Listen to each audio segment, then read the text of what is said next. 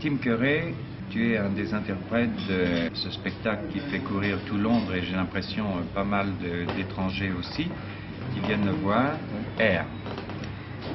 Est-ce que tu peux nous dire ce que pour toi signifie la pièce? Alors c'est une pièce d'abord de la liberté, de l'amour total, comme un philosophe. Philosophie? Oui. Ouais, philosophie.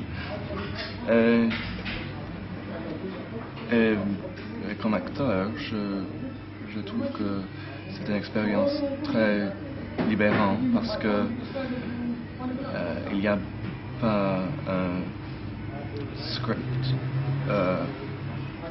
très Précis. précis.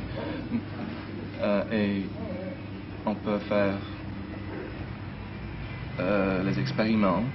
Oui, les expérimentations, oui. Et enfin, la musique, c'est si beau. Sur la scène, Oui. qu'est-ce que tu en penses, toi, personnellement? Alors, c'est une...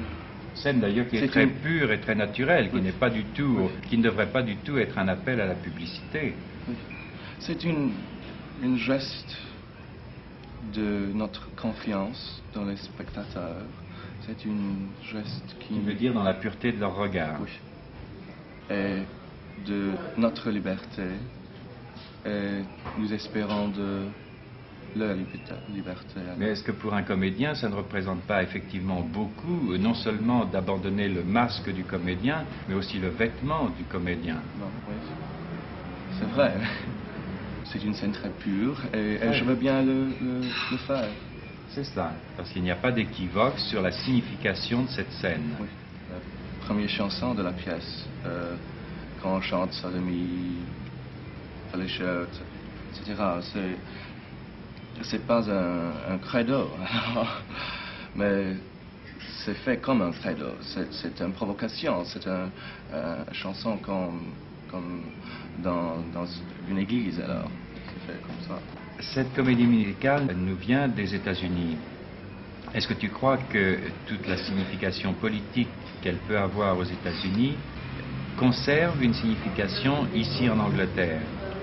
Oui, parce que c'est une pièce pas seulement de la guerre au Vietnam, c'est De toutes les guerres en général, de toutes les guerres et de toute agression.